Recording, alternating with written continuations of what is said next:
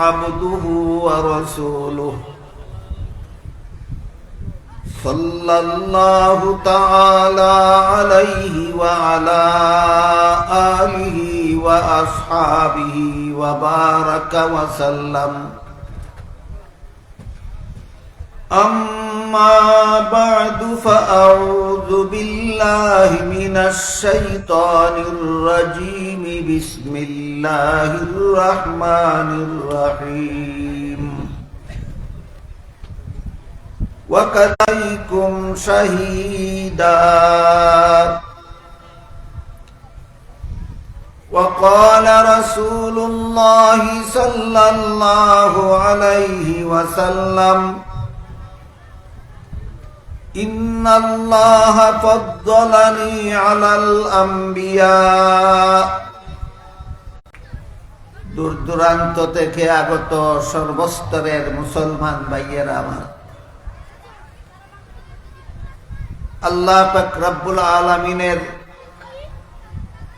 অসংখ্য অগণিত মেহেরবানির ফসল, নিজে মেহেরবানি করে আমাদেরকে মানব কুলে জন্ম দিয়েছে। আবার মানুষের মধ্যে কিছু মানুষ আছে যারা আল্লাহকে বিশ্বাস করে না, আল্লাহর অস্তিত্বই বিশ্বাস করে না। আবার করে জন্ম দিয়েছেন, এটা মেহেরবানির উপর মেহেরবানি। প্রথম নম্বর মেহেরবানি, জীব জন্তুর ঘরে জন্ম দিয়া মানুষের বংশে জন্ম দিয়েছেন। দ্বিতীয় মেহেরবানি, বেদিন মানুষ, কাফির মানুষ, নাস্তিক মানুষ, মুশরিক মানুষের ঘরে জন্ম না দিয়া আল্লাহর মেহেরবানির উপর মেহেরবানি, তিনি অন্য নবীর উম্মতের ঘরে জন্ম না দিয়া আমাদেরকে সর্বশ্রেষ্ঠ নবীর উম্মতের ঘরে জন্ম দিয়া শ্রেষ্ঠ উম্মত হওয়ার সৌভাগ্য দান করেছে। হাদিস শরীফে রাসূল করিম সাল্লাল্লাহু আলাইহি ওয়াসাল্লাম বলেন, শ্রেষ্ঠ মর্যাদা দান করেছে। আমাদের নবী হলেন সমস্ত নবীগণের চেয়ে শ্রেষ্ঠ।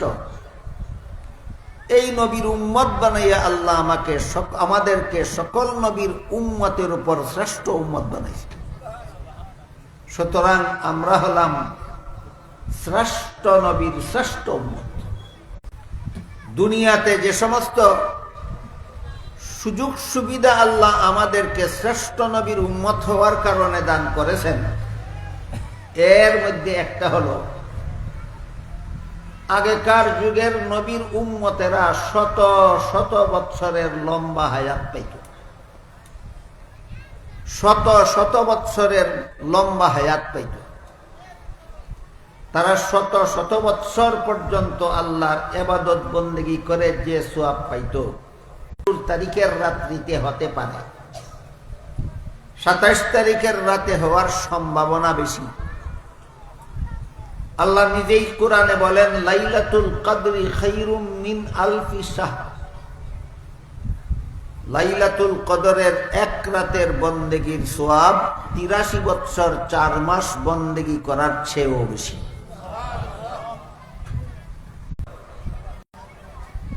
আরেক রমজানে লাইলাতুল কদরের ইবাদত করলেন, আরো প্রায় 100 বছরের ইবাদতের সওয়াব পেলেন। এইভাবে কি আমাদের জীবনে 10টা 20টা 50টা লাইলাতুল কদর পাই না? তাইলে এই শুধুমাত্র লাইলাতুল কদরের ইবাদতগুলির দ্বারা আমরা 1000, 2000, 3000, 4000 বছর ইবাদত করার চেয়ে বেশি সওয়াব লাভ করতে পারি। এই সুযোগটা আল্লাহ আমাদেরকে দুনিয়াতে শুধুমাত্র মুহাম্মদুর রাসূলুল্লাহর উম্মত হওয়ার কারণে দান করেছে। দুনিয়াতে আমরা শুধু মুহাম্মদুর রাসূলুল্লাহর উম্মত হওয়ার কারণে যে সমস্ত সুযোগ সুবিধা দান করেছেন, এর মধ্যে একটা মাত্র সুযোগ সুবিধা হলো লাইলাতুল কদর। আখিরাতে কিয়ামতের দিন আল্লাহ আমাদেরকে মুহাম্মদুর রাসূলুল্লাহর উম্মত হওয়ার কারণে যে সমস্ত সুযোগ সুবিধা দান করবেন, আল্লাহর উম্মতের হিসাব নিকাশ সকলের আগে হবে। শুধু এই নবীর উম্মত হওয়ার কারণে আল্লাহ আমাদের হিসাব নিকাশ সকল নবীর উম্মতের হিসাবের আগেই আমাদের হিসাব নিকাশ সমাধান করে দেবে। অন্য নবীর উম্মতেরা পুলসিরাত পার হওয়ার আগে আল্লাহ মুহাম্মদুর রাসূলুল্লাহর উম্মতকে পুলসিরাত পার করাইয়া দিবেন। এক হাদিসে রাসূল করিম সাল্লাল্লাহু আলাইহি ওয়াসাল্লাম উম্মত হওয়ার কারণে হাসরের মাঠে আমাদের হিসাব নিকাশের কাজ আল্লাহ আগে সমাধা করে দেবে। আমাদেরকে আল্লাহ আগে পুলসিরাত পার করাইয়া দিবেন। আমাদেরকে আল্লাহ সকল উম্মতের আগে জান্নাতে প্রবেশ। এই নবীর উম্মত হওয়ার কারণে আমরা সকল নবীর উম্মতের চেয়ে শ্রেষ্ঠ।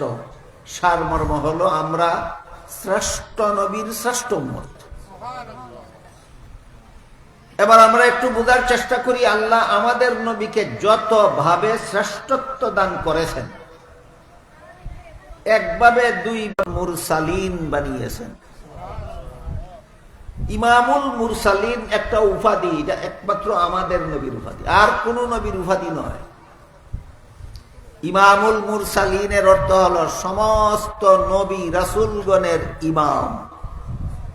ইমামুল মুরসালিন অর্থ সমস্ত নবী রাসূলগণের ইমাম বানাইয়া দিয়েছে।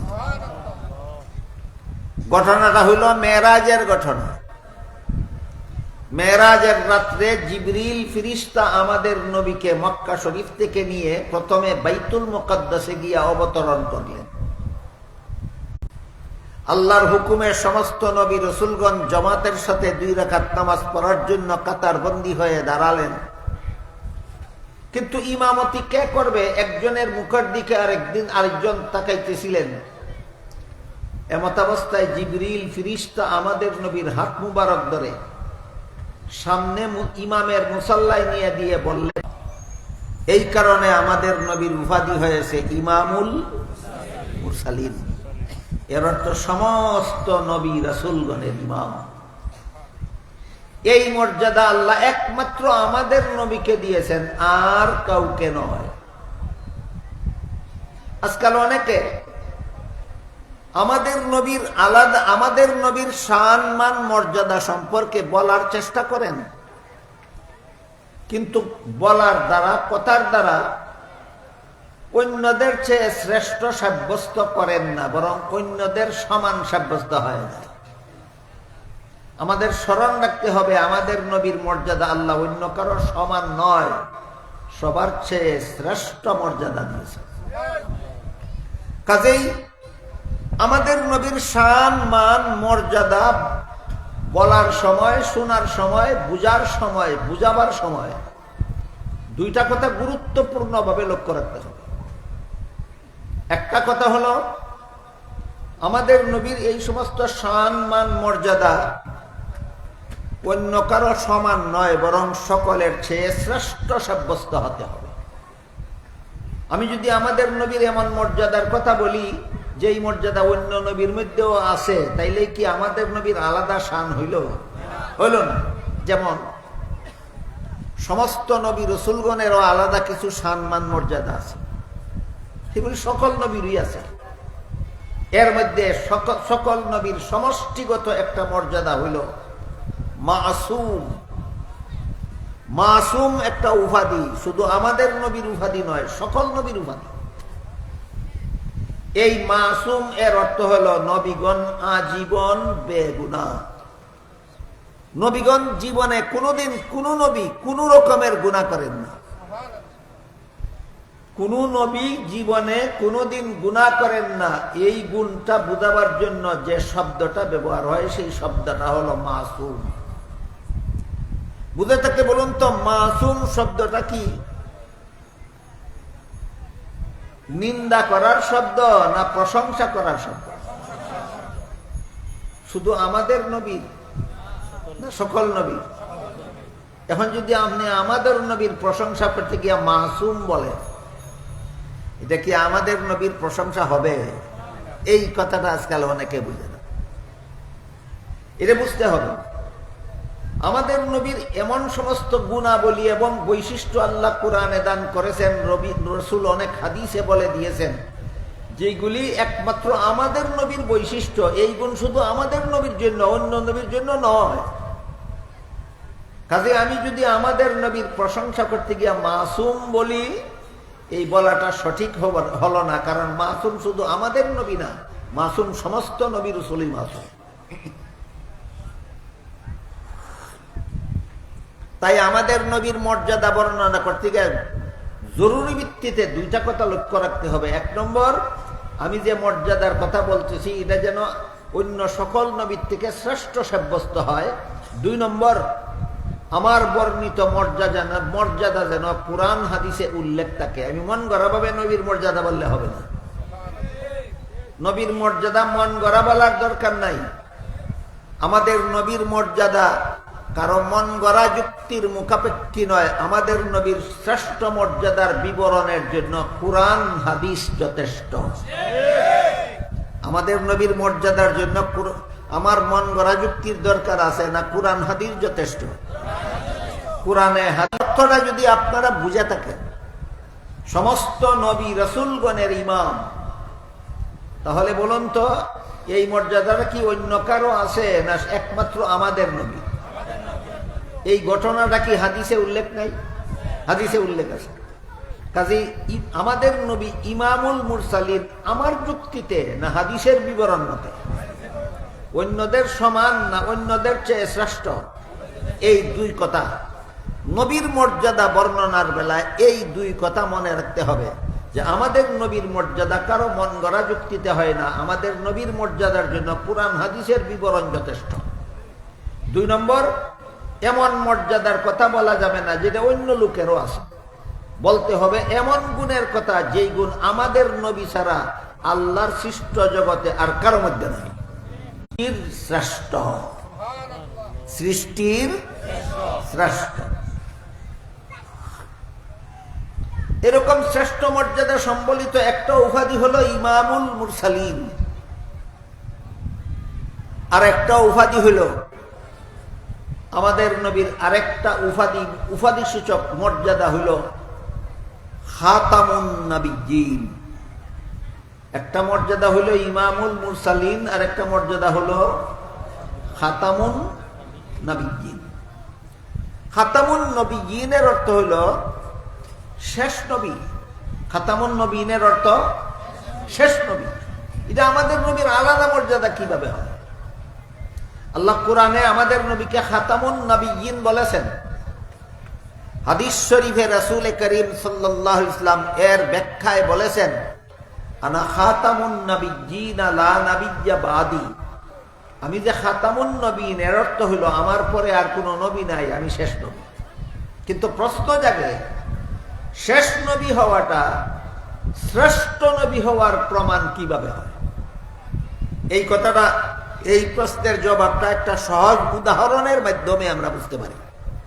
উদাহরণটা হইল, ধরেন একটা মানুষ কোন জটিল রোগে আক্রান্ত হইল, একজন ডাক্তারের দ্বারা চিকিৎসা করাইল, রোগ সারল, কিছুদিন পরে আবার রোগ দেখা দিল। আরেক ডাক্তারের দ্বারা চিকিৎসা করাইল, রোগ সারল কিছুদিনের জন্য। আরেক ডাক্তারের দ্বারা চিকিৎসা করাইল, রোগ সারল কিছুদিনের জন্য। তাই ডাক্তার পাল্টাইয়া চিকিৎসা করাইতে করাইতে শেষ পর্যন্ত এমন এক ডাক্তারের দ্বারা চিকিৎসা করাইল যার চিকিৎসায় রোগ যে সারল, জীবনে আর কোনোদিন ফিরল না। এবার বলেন, প্রথম দিকে যে সমস্ত ডাক্তারের চিকিৎসার পরে আরো ডাক্তারের দরকার বাকি থাকে, ইনি শেষ ডাক্তারও না, শ্রেষ্ঠ ডাক্তারও না। যে ডাক্তারের চিকিৎসার পরে আর কোনো ডাক্তারের দরকার বাকি থাকে না, তিনি শেষ ডাক্তারও শ্রেষ্ঠ ডাক্তার। ঠিক তেমনি ভাবে যে সমস্ত নবী দুনিয়াতে আসার পরে দুনিয়ার মানুষের হেদায়েতের জন্য আরো নবীর দরকার বাকি থাকে, ভাবে আমাদের নবীকে শ্রেষ্ঠ মর্যাদা দান করেছেন। এর মধ্যে একটা হইল ইমামুল মুরসালিন, আর একটা হইল খাতামুন নবিয়্যিন। উপাধিগুলির যে সংক্ষিপ্ত ব্যাখ্যাগুলি আমি বলতেছি, বুঝেন তো আপনারা? ইমামুল মুরসালিনের একটা ব্যাখ্যা আছে, এটি হলো মেরাজের ঘটনা। খাতামুন নবিয়্যিনের একটা ব্যাখ্যা আছে, এই ব্যাখ্যাটা এতক্ষণে বললাম করেন। এই খাতামুন নবিয়্যিন আমার মন গড়া মর্যাদা না, হুবহু শব্দটাই কোরআনে আছে। হ্যাঁ, কোরআনে আছে, হাদিসে আছে। এই জন্য মনে রাখতে হবে, নবীর মর্যাদার জন্য কারো মন গড়া যুক্তির দরকার নাই, কোরআন হাদিসের বিবরণ যথেষ্ট। আমাদের নবীকে যেমন ভাবে হাদিসে উল্লেখ আছে আমাদের নবীকে আল্লাহ ইমামুল মুরসালিন বানাইছে। যদি মুহাম্মাদুর রাসূলুল্লাহকে পাও তাহলে লাতানসুরুন্নাহু লাতুমিনুন্না বিহি ওয়া লাতানসুরুন্নাহু, আল্লাহর ভাষায় সমস্ত নবীগণের কাছ থেকে এই ওয়াদা নিয়ে পাঠাইছি যে তোমরা যদি দুনিয়াতে গিয়া মুহাম্মাদুর রাসূলুল্লাহকে পাও তাইলে তার দ্বীনের দাওয়াতের কাজে সহযোগিতা করবে এবং মুহাম্মাদুর রাসূলুল্লাহর উপর তোমাদের ঈমান আনতে হবে। বলেন তো আপনারা আদম আলাইহিস সালাম থেকে নিয়ে ঈসা আলাইহিস সালাম পর্যন্ত কোন নবী দুনিয়াতে এসে কি আমাদের নবীকে যাদের ঈমান আনতে হয় তারা হয় উম্মত। এই পদ্ধতিতে আল্লাহ আমাদের নবীকে সমস্ত নবীগণের নবী বানাইয়া দিয়েছেন, আর সমস্ত নবীগণকে আল্লাহ আমাদের নবীর উম্মত বানাইয়া দিয়েছেন। সমস্ত নবীগণের নবী হওয়া আর সমস্ত নবীগণ একজনের উম্মত হওয়া, এই মর্যাদাটা আল্লাহ অন্যান্য নবীকে দিয়েছেন না একমাত্র আমাদের নবীকে দিয়েছেন? একমাত্র আমাদের নবীকে দিয়েছেন। এই এটাও আমাদের নবীর আলাদা মর্যাদা। আপনারা জীবন ভর যারা ওয়াজ মাহফিলে তাফসীর মাহফিলে যান শুনে থাকবেন আলেমদের মুখে, 50,000 বছর ঠাই জায়গায় দাঁড়িয়ে থাকতে হবে সবগুলি মানুষকে, হিসাব নিকাশ শুরুই হবে না। শুনেছেন আর কোনদিন? কতদিন দাঁড়াতে, হিসাব শুরু হওয়ার আগেই কতদিন দাঁড়াতে হবে হাসরে? 50,000। আল্লাহ কোরআনে বলেছেন ইয়াউমান কানা মিকদারুহু 50 আলফা সানা। কিয়ামতের দিন হাসরের মাঠে 50,000 বছর দাঁড়িয়ে থাকতে হবে।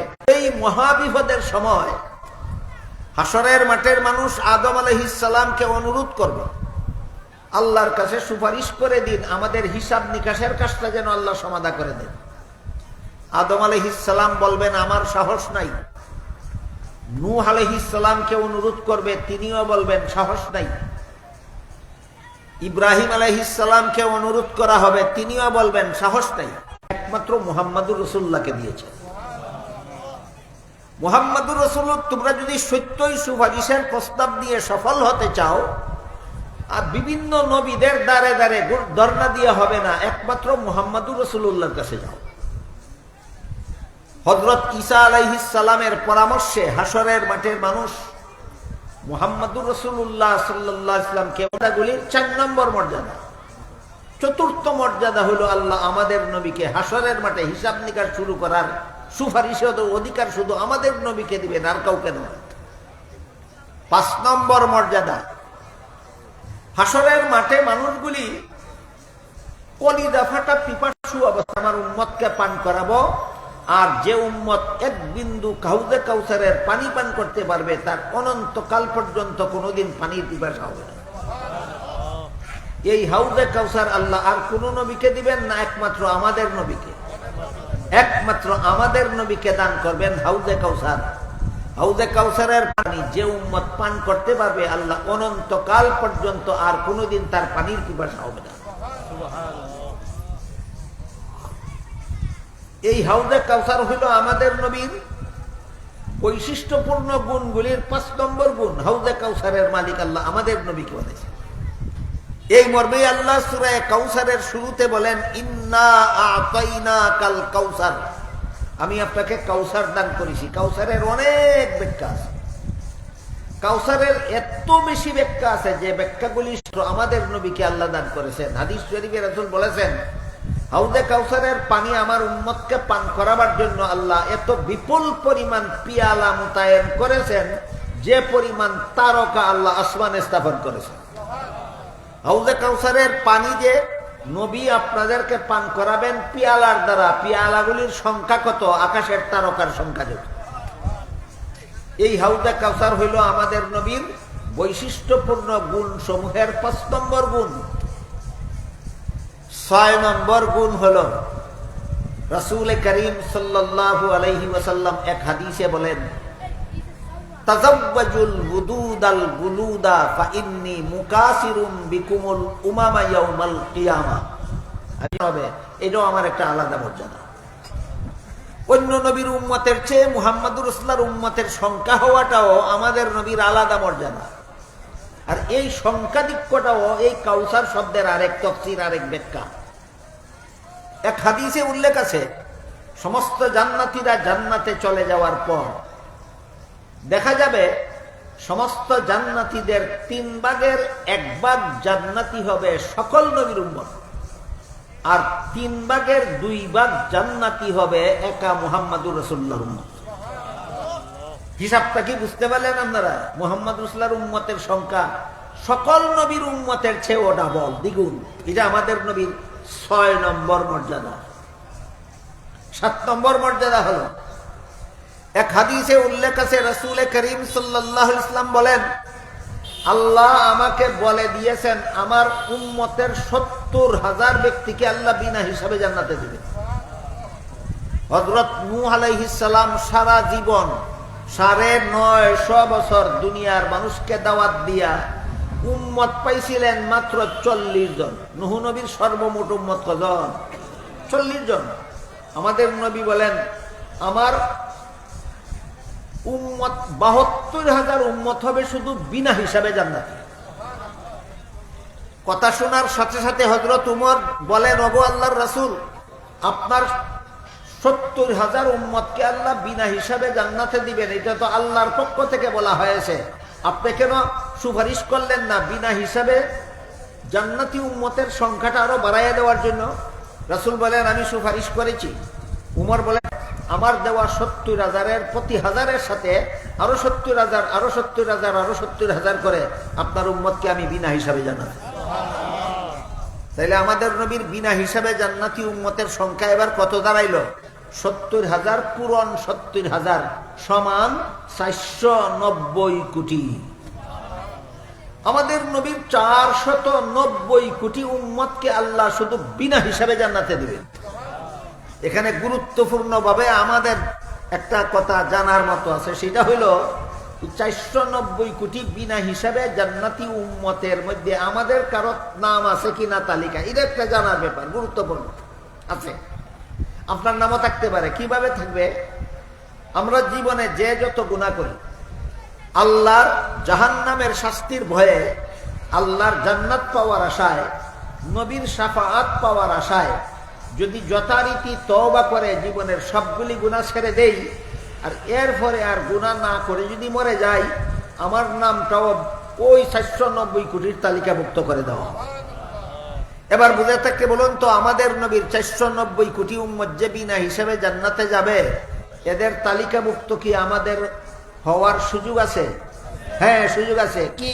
আমি অতীত জীবনে যত গুনাহ করেছি তওবা করে ছেড়ে দেব, এইসব গুনাহ যদি আর না কইরা মারা যাই, আমার নামটাও 490 কোটির অন্তর্ভুক্ত হয় না।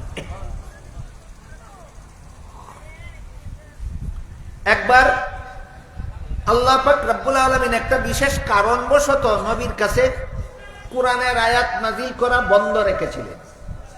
এই সুযোগে আবুল আহাবের বউয়ের নাম ছিল উম্মে জমিল। উম্মে জমিল আবুল আহাবের বউয়ে নবীকে তিরস্কার করা শুরু করলো, বলতে লাগলো, তোমার খুদার সাথে তোমার সম্পর্ক নষ্ট হয়ে গেছে, তোমার খুদা তোমার সাথে বয়কট করে ফেলেছে। ওয়ালাল আখিরাতু খায়রুল লাকা মিনাল উলা। আল্লাহ এখানে কয়েকটা কসম খাইয়া বলছেন, হে আল্লাহ, হে আমার নবী, আবুল আহাবের বউয়ের তিরস্কারে আপনি মন বড় ব্যথা পাইছেন। ওয়ালা সাউফা ইউতিকা রাব্বুকা ফাতারদা। আমি আল্লাহ আপনার মনের ব্যথা দূর করে আপনার মনটাকে খুশি করে দেব। আল্লাহ যখন আমাদের নবীকে বললেন, আপনার আবুল আহাবের বউয়ের তিরস্কারে আপনার মনে যে ব্যথা পাইছেন, ব্যথা দূর করে আপনার মনটাকে আমি খুশি করে দেব, সাথে সাথে নবী বলেন, আমার যে সমস্ত উম্মত গুনার কারণে জাহান্নামে যাবে, সবগুলি গুনাহগার উম্মতকে জাহান্নাম থেকে মুক্তি না দেওয়া পর্যন্ত মনটা আমার খুশি হবেই না। এইভাবে আমাদের নবীকে আল্লাহ সুপারিশের অধিকার দান করেছে। ভবিষ্যতে হাসরের মাঠে তো সুপারিশ করবেনই, বিভিন্ন রকমের সুপারিশ করবেন। শেষ পর্যন্ত সমস্ত গুনাহগার উম্মতকে জাহান্নাম থেকে উদ্ধার করার জন্য আমাদের নবী সুপারিশ করবেন। এগুলি আমরা জানি, শুনি, বিশ্বাস করি যে কিয়ামতের দিন নবী সুপারিশ করবেন। কিন্তু নবী যেই সুপারিশ অতীতে কইরা গেছেন, এটার কথা অনেকেই জানি না। সেটা হইল আমাদের নবীর সুপারিশের কারণে আল্লাহ সিদ্ধান্ত দিয়া দিয়েছেন আপনার 490 কোটি উম্মতকে আমি বিনা হিসাবে জান্নাতে দিয়ে দিব। এটা কি ভবিষ্যতে সুপারিশ করবেন না অতীতের সুপারিশ মঞ্জুর হয়ে গেছে? অতীতের সুপারিশ মঞ্জুর হয়ে গেছে।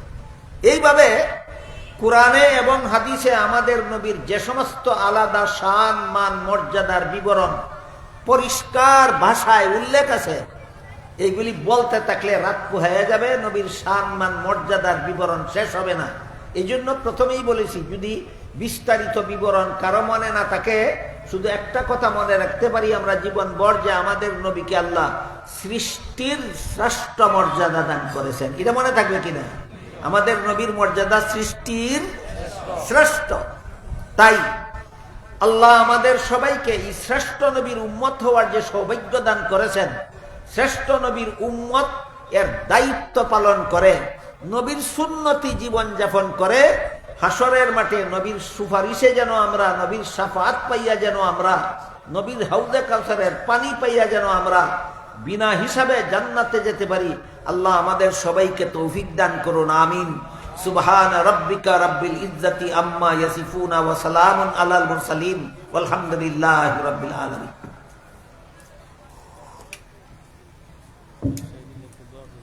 দোয়া আপনারা যেন করেন। যারা দোয়াতে শরীক হবেন বসা থাকেন, আস্তাগফিরুল্লাহ দুরূদ শরীফ পড়ে। আল্লাহুম্মা সাল্লি আলা সাইয়্যিদিনা